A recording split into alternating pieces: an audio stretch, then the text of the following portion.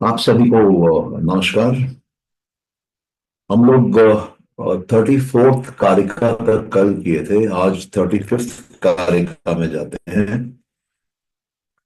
इसमें कहते हैं कि बुद्धि और बुद्धि के साथ दो और इंटरनल ऑर्गन्स हैं हमारे, जो कि अहंकार और मानस के नाम से जाने जाते हैं।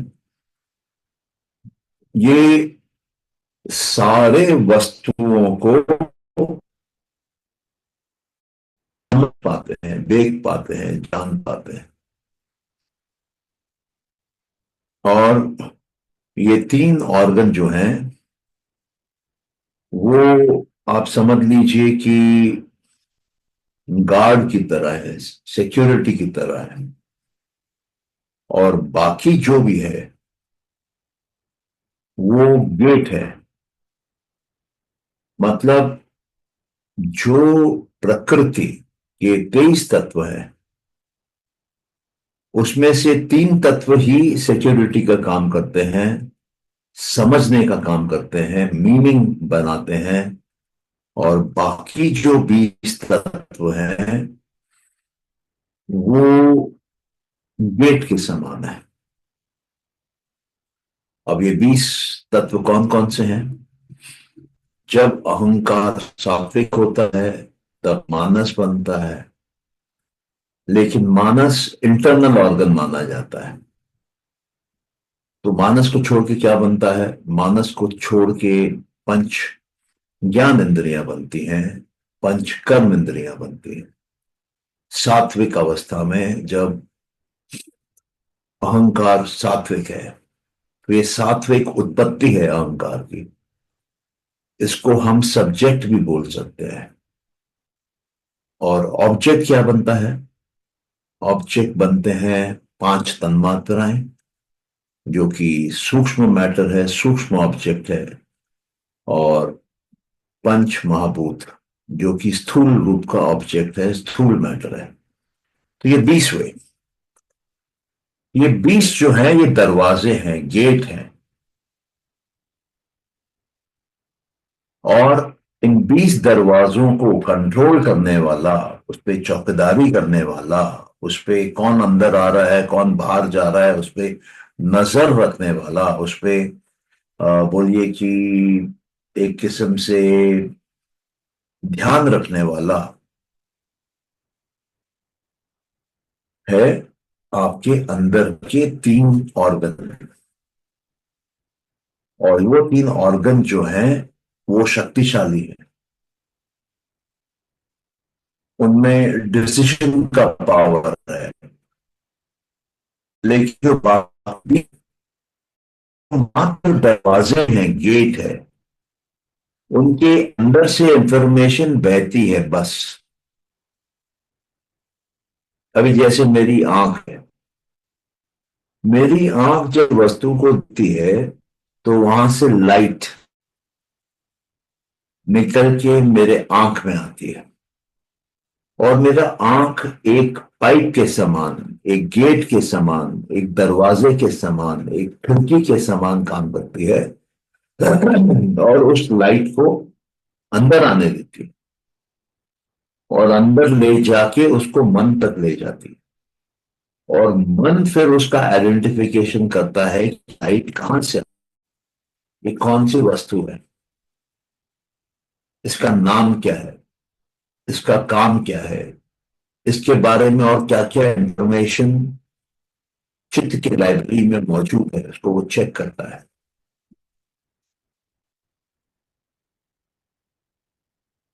उसी प्रकार से कान, कान भी गेट है।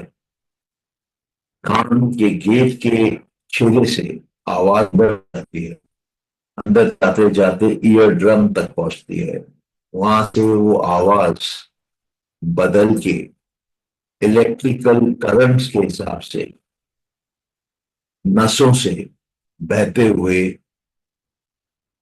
उस जगह पहुंचती है जहां पर उसको हकीकत में समझा जा रहा है कि ये क्या है, क्या आया, क्या आवाज आई अंदर। तो कान भी एक पाइप है, आंख भी एक पाइप है, नाक भी एक पाइप है, मुंह भी एक पाइप है। और ये पूरी चमड़ी एक विशाल चद्दर है, एक विशाल गेट है, जिससे हमको बाहर का अनुमान लगता है, बाहर की जानकारी मिलती है, बाहर को हम समझ सकते हैं, देख सकते हैं, जान सकते हैं, और उसके आधार पर निर्णय ले सकते हैं, डिसीजन ले सकते हैं।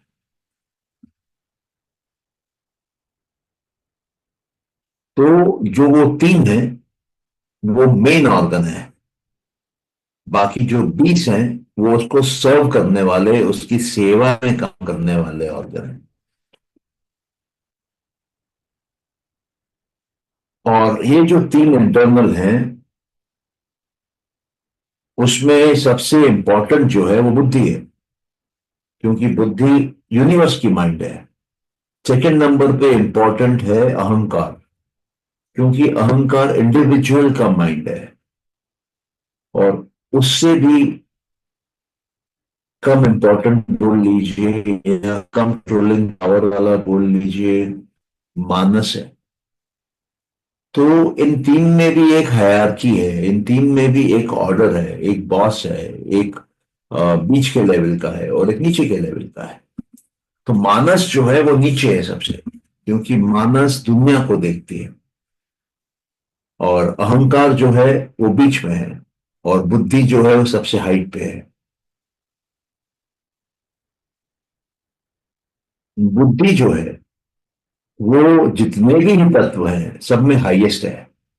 वो जो 20 तत्व जो गेट है, उसमें भी हाईएस्ट आप देखते जाएंगे, यूनिवर्स का माइंड है। और जो इंटरनल ऑर्गन है, अहंकार और मानस, उससे भी ऊंची बुद्धि है।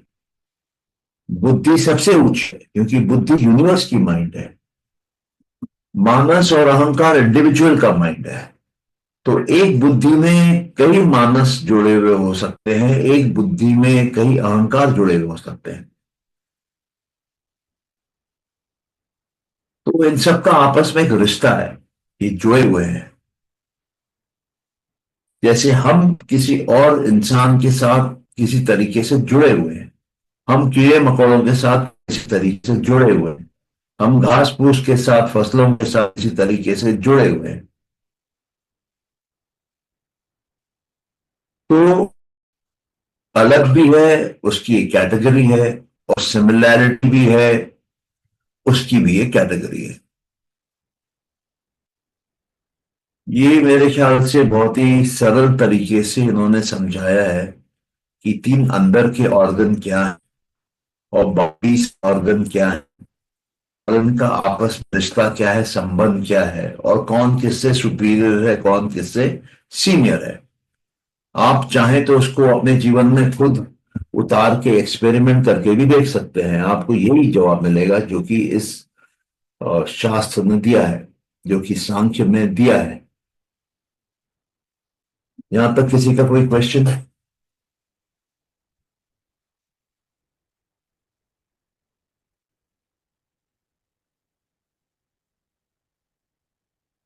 आगे बढ़े हैं अगले कारिका पे।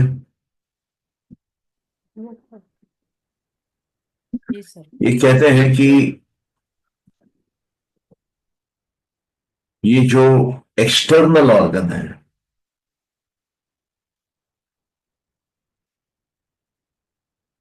ये अगर हम माइंड के साथ, मानस के साथ और अहंकार के साथ इसको जोड़ते हैं, तो हम देखते हैं कि ये सब कैरेक्टर के हिसाब से, धर्म के हिसाब से, उनकी यूटिलिटी के हिसाब से, फंक्शन के हिसाब से सब अलग अलग है एक दूसरे से। और ये एक्चुअली वो तीन गुणों के ही अलग अलग फॉर्म है, रूप है, एट्रीब्यूट है, क्वालिटियां है। इन सब में रजस है, तमस है और सत्व है, लेकिन इनकी परसेंटेज अलग अलग है, इसलिए इनके नाम अलग अलग हो जाते हैं, इनके फंक्शनैलिटी अलग अलग हो जाती है। और ये ऐसा भी समझा जा सकता है कि ये जो तीन गुण हैं, ये एक दिए के समान है,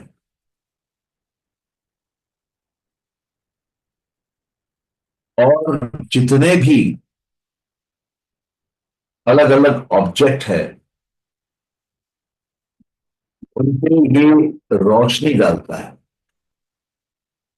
और उस रोशनी के आधार पे उसको बुद्धि के सामने लाता है। किस लिए लाता है? पुरुष को दिखाने के लिए लाता है। मतलब यह सवाल ये उठ रहा है कि ये जो अलग अलग इंद्रियां हैं, ये जो अलग अलग ऑर्गन हैं, कुछ अंदर के ऑर्गन हैं, कुछ बाहर के ऑर्गन हैं, ये क्यों है? इनका मकसद क्या है? इनका काम क्या है? ये बने क्यों है? कोई भी चीज प्रकृति में बिना कारण के नहीं बनती है, तो इनका कारण क्या है बनने? तो उसका उत्तर यह है कि ये सिर्फ और सिर्फ पुरुष को दुनिया दिखाना चाहते हैं, इसलिए ये बनाते हैं। प्रकृति ये सब अलग अलग तत्व इसलिए बनाती है क्योंकि वो पुरुष को इस दुनिया का खेल दिखाना चाहती है, इस दुनिया का उतार चढ़ाव दिखाना चाहती है, इस दुनिया के अलग अलग रंग रूप दिखाना चाहती है। ये प्रकृति भोग कराना चाहती है पुरुष को। इतना भोग, इतना भोग, इतना भोग कराना चाहती है कि प्रकृति की भोग दिखाने की सीमाएं खत्म ना हो, लेकिन पुरुष की भोग को भोगने की सीमा खत्म हो जाए। पुरुष बोले बस बस और नहीं चाहिए, मैं अत्यंत परेशान हो गया हूं जो तुम मेरे को दिए जा रही हो, मैं अत्यंत दुखी हो गया हूं जो तुम मेरे को दिखाए जा रही हो, नहीं चाहिए मुझे और बस करिए।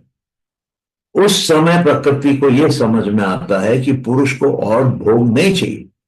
पुरुष थक गया है, हार गया है, बोर हो गया है। उस परिस्थिति में वो क्या करती है?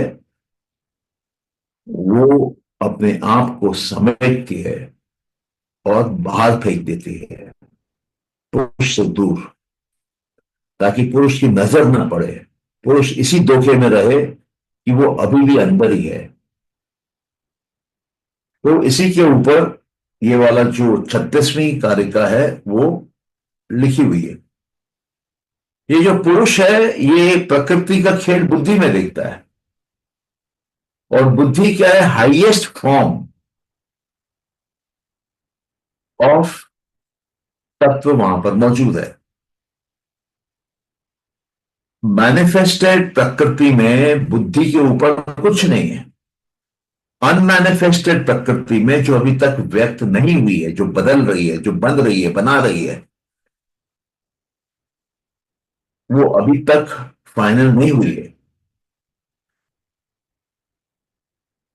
तो इस बात को समझने से आपको धीरे धीरे करके ये तत्व, 23 तत्व किस लिए हैं, क्या कर रहे हैं, क्या रिजल्ट के पीछे दौड़ रहे हैं, वो आपको समझ में आने लगता है।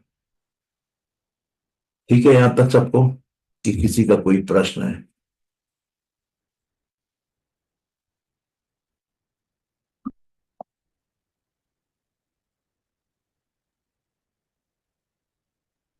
क्लियर है। हाँ, क्लियर है सर। क्लियर है, ओके।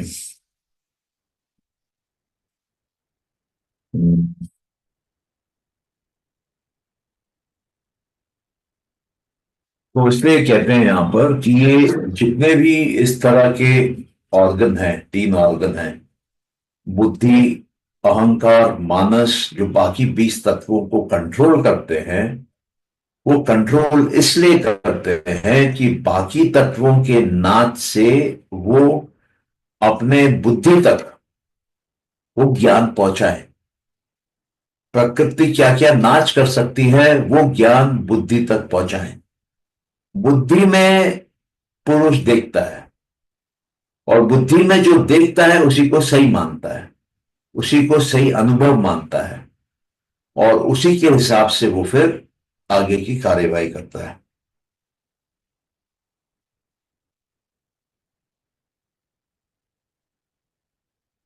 ये क्या करते हैं? सीक्वेंस में काम करते हैं। मानस पहले जो भी इंफॉर्मेशन उठाता है, जो भी आइडेंटिफिकेशन उठाता है, वो अपना मतलब देके, अपनी समझ का उसमें डाल के वो देता है अहंकार को।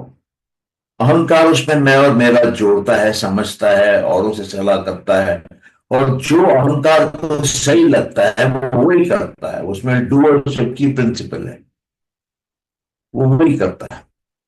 और वो फिर अपने अहंकार और अपने मानस से जो उसको मतलब समझ में आया, दोनों से उसकी जो बुद्धि खुली, थोड़ी ही खुली हो लेकिन खुली, वो बुद्धि को बताता है।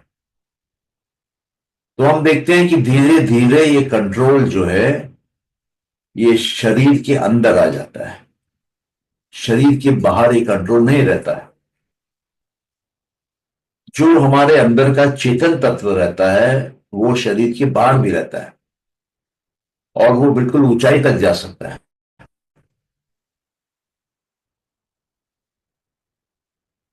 तो यही एक फंडामेंटल बात है इसमें,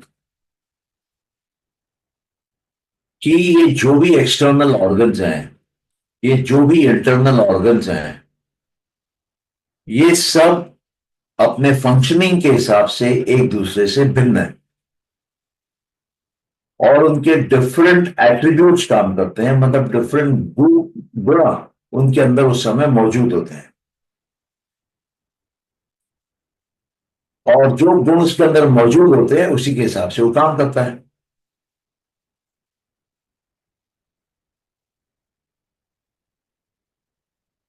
और पूरा का पूरा जो काम चल रहा है, जो ड्रामा चल रहा है, हमको मालूम है ड्रामा है, वो चल रहा है पुरुष के लिए। और पुरुष बुद्धि में देखता है, और पुरुष संतुष्ट है तो बुद्धि संतुष्ट है, और खेला खत्म हो जाता है। तो यही बात इसमें की गई है। और 36 वाले में बुद्धि जो है वो सबकी हेड है। बुद्धि इन तीन इंटरनल ऑर्गन की भी हेड है, मतलब बुद्धि हेड है आपके अहंकार के और मानस। और जब उसके सवाल जवाब किया जाता है, जब बुद्धि का प्रयोग करते हैं हम, तो हमको दिमाग में रखना चाहिए कि बुद्धि में ही पुरुष देखता है। अगर बुद्धि नहीं है, बुद्धि कमजोर है, तो पुरुष को उस दुनिया में रहते हुए भी कम दिखता है और कमजोर भी।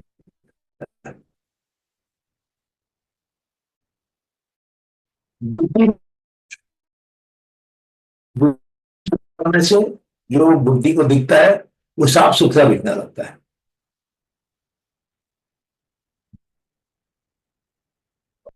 दिमाग में रखना चाहिए कि जितने भी ये बनाता है तत्व, हर तत्व तीन गुणों से बना हुआ है। कोई बहुत ज्यादा सात्विक है, कोई बहुत ज्यादा राजसिक है, कोई बहुत ज्यादा सात्विक है, लेकिन सब बन तीन गुणों से ही रहे। प्रकृति मतलब तीन गुण, पूर्ण प्रकृति मतलब तीनों गुण समान, बुद्धि मतलब सत्व चढ़ा हुआ, अहंकार मतलब रजस चढ़ा हुआ, और मानस मतलब आपका जो तमस है वो चढ़ा हुआ है। ये बात क्लियर हो रही है आप लोगों को?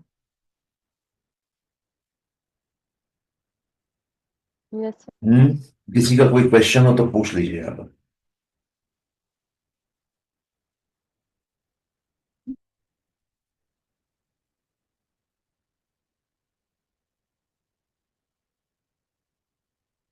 किसी का कोई क्वेश्चन नहीं है, सबको समझ में आ रहा है पूरा सर बीना जी ने कि मैसेज डाला है कुछ। क्या बोल रही हैं? बीना जी ने मैसेज डाला है। बीना जी ने मैसेज डाला है, ओके।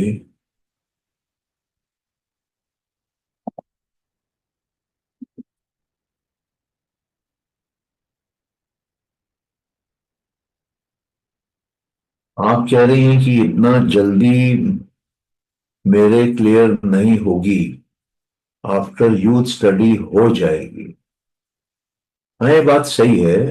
जो रिकॉर्डिंग हो रही है उसको जब आप प्रॉब्ली एक बार, दो बार, तीन बार सुनने लगेंगे, तो ये जो डायग्राम मेरे मन के अंदर बैठा हुआ है कि कौन सा पार्ट कहाँ पर बैठा है, कैसे कनेक्टेड है, वो आपको भी समझ में आने लगेगा, और आप भी उसको वैसा प्लेस कर पाएंगे।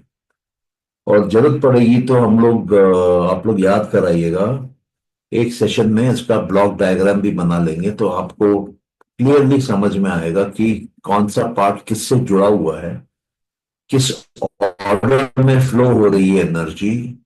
हम एनर्जी के फ्लोइंग मशीन्स हैं। हम अपने अंदर की एनर्जी से कनेक्शन लेते हैं जो कि अनंत है, और बाहर की दुनिया में डालते हैं जहां पर की एनर्जी कम है, क्योंकि बाहर वो सॉलिड हो जा रहा है, अंदर वो सॉलिड नहीं है। अंदर वो सूक्ष्म रूप में है, बाहर वो स्थूल रूप में आ जाता है। तो ये अपने करेंगे, ये बात आपकी मेरे को ठीक लग रही है कि ये करना चाहिए ताकि लोगों को समझ में आए कि हो क्या रहा है हमारे साथ, हम कौन है। आप ऐसा समझ लीजिए कि हमारे अंदर एक बहुत बड़ा तालाब है और बाहर एक बिल्डिंग है जिसमें आग लगी है, और हम अंदर उस तालाब में पाइप जोड़ के, पंप लगा के पानी खींच रहे हैं और बाहर दुनिया में डाल रहे हैं उस बिल्डिंग पे जहां आग लगी है। तो अंदर तो बड़ा तालाब है, उसमें पानी की कमी नहीं है, लेकिन वो पानी बाहर कैसे आएगा? वो तब आएगा जब आपका पाइप लगा होगा। तो हम जब अंदर की दुनिया में पाइप लगाते हैं और मोटर भी लगाते हैं और मोटर को ऑन करते हैं, तो जहां से वो ऊर्जा चालू होती है वहां वो तालाब का पानी होता है, वो वहां की एनर्जी है तालाब की। लेकिन जब वो बुद्धि में आता है उसका लेवल बढ़ जाता है, जब वो अहंकार में आता है उसका लेवल थोड़ा सा डाउन हो जाता है। लेवल से क्या मतलब है? उसकी सात्विकता कम होने लगती है, उसकी क्वालिटी डिग्रेड होने लगती है। तो वो पानी जब बाहर पहुंच जाता है दुनिया में, तब वो पृथ्वी की तरह भी बन जाता है, सॉलिड पत्थर की तरह। वो पानी की तरह भी बन सकता है, वो अग्नि की तरह बनता है, वायु की तरह बनता है, या आकाश की तरह बन जाता है। अब ये पांचों बार अलग अलग है। वो कहते हैं ना कि सब अलग अलग है तत्व, कोई भी दो तत्व सेम नहीं है। तो हमारे अंदर से जो पाइप निकल रहा है अंदर की एनर्जी को लेके बाहर की एनर्जी में लाके मिलाता है। आप अंदर से पॉजिटिव एनर्जी लाएंगे तो बाहर वो पॉजिटिव एनर्जी बनेगी, आपका जीवन बदलने लगेगा, चमत्कार होने लगेगा। आप अगर अंदर नेगेटिव एनर्जी पैदा करते हैं, उसको पाइप से बाहर लेके आते हैं मोटर लगा के, तो बाहर सब खराब होने लगेगा। अभी समझ में आ रहा है आपको बीना जी?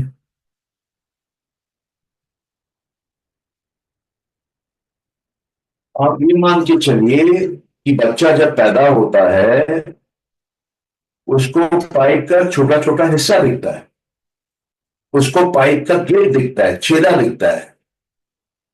10 इंद्रियां मतलब 10 छेदे, 10 होल्स। अब वो से एनर्जी पास करनी पड़ेगी, या तो बाहर से अंदर लाओ या तो अंदर से बाहर ले जाओ।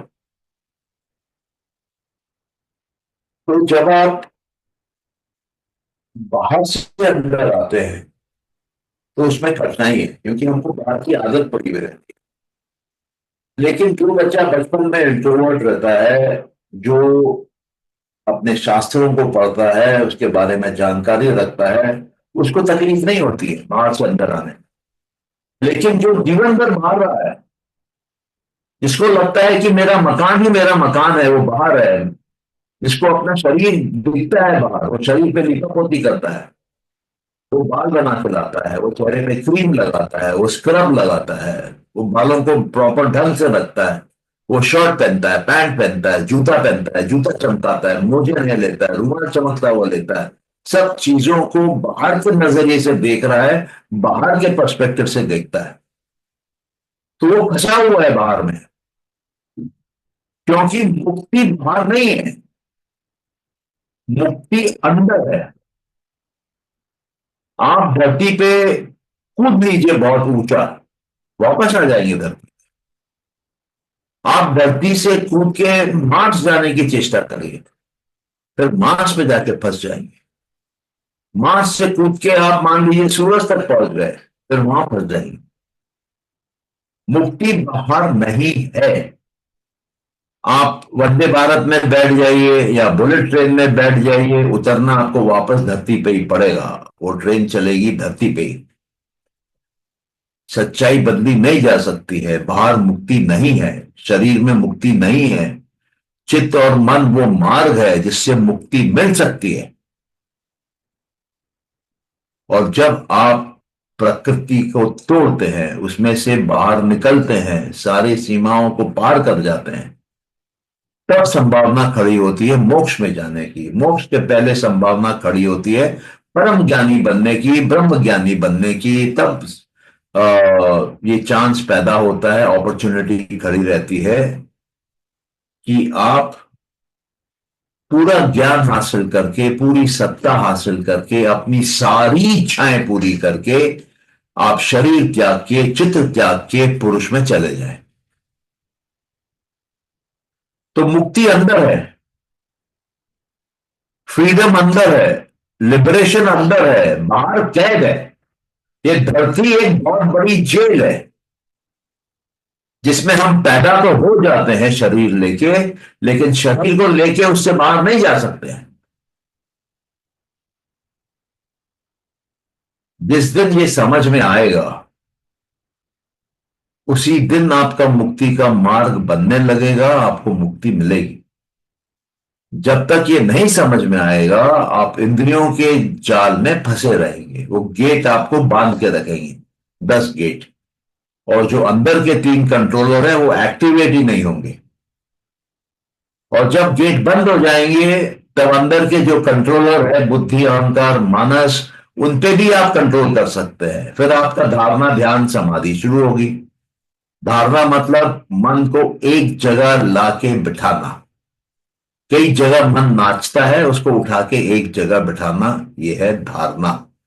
ये कंसंट्रेशन का फर्स्ट स्टेप है। जब आप इससे एक जगह बिठाने के बाद उसको उठने नहीं देते हैं, मन को वहां से, मन को पकड़ लेते हैं, चिपका के रख लेते हैं, वो है ध्यान। जब मन आपका एक जगह अटका हुआ है, चिपका हुआ है, हिल नहीं रहा है, कहीं जा नहीं रहा है, उस सिचुएशन में समाधि होती है। समाधि में आप मान के चलिए कि अधिकतर माइंड गायब हो जाता है। सिर्फ और सिर्फ वो वस्तु रहती है, सिर्फ और सिर्फ वो ऑब्जेक्ट रहता है। और वो ऑब्जेक्ट आपको अपने बारे में ज्यादा बोलता है पहले से। और जितना भी ज्यादा बोलता है वो आपको सिद्धि प्रदान करती है। यहां तक समझ में आ रहा है आप सबको, कि किसी को कोई डाउट है?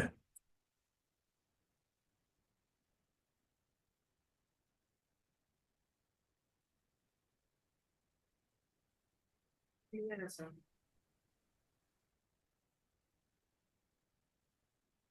किसी को कोई डाउट नहीं है? सबको समझ में आ रहा है क्या मैं बोल रहा हूं?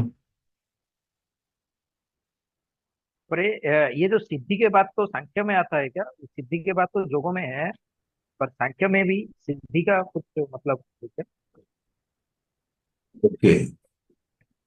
जब हम सांख्य में आगे जाएंगे, जी। तब सिद्धियों की बात आती है, पावर की बात आती है। सिद्धि मतलब शक्ति, पावर। तो पावर की बात आती है, मेरे ख्याल से 8 प्रकार के सिद्धियों की वो बात करते हैं, पावर की बात करते हैं। तो अपने डिस्कस करेंगे उस टाइम पे। बट मैं इसमें क्या कोशिश कर रहा हूं, मैं आपको सिर्फ सांख्य देने की कोशिश नहीं कर रहा हूं, क्योंकि योग सूत्र आपके सुने हुए हैं, पढ़े हुए हैं, उसके साथ जोड़ने की कोशिश कर रहा हूं। क्योंकि योग जो है वो मार्ग है जो सांख्य के ज्ञान के ऊपर खड़ा है। सांख्य का ज्ञान के ऊपर कर्म करने से योग की क्रिया आती है, योग का प्रोसेस आता है, योग के मेथड आते हैं, योग के साधना आते हैं। योग में साधना है, सांख्य में ऐसी योग के समान साधना नहीं है। ठीक है? और किसी का कोई क्वेश्चन?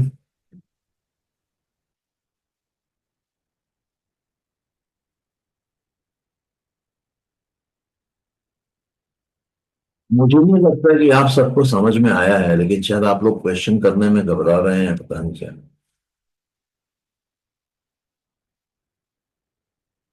जिसको भी नहीं आया है आप पूछिए।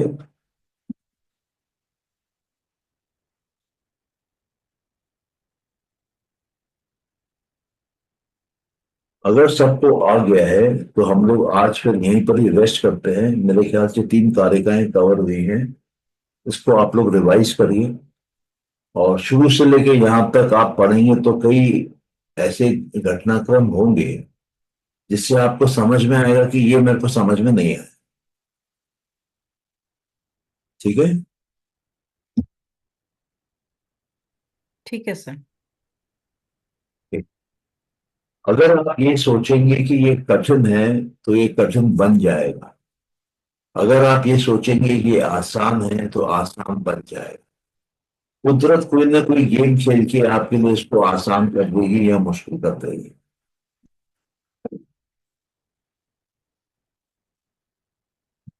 ठीक है, फिर क्लोज करते हैं।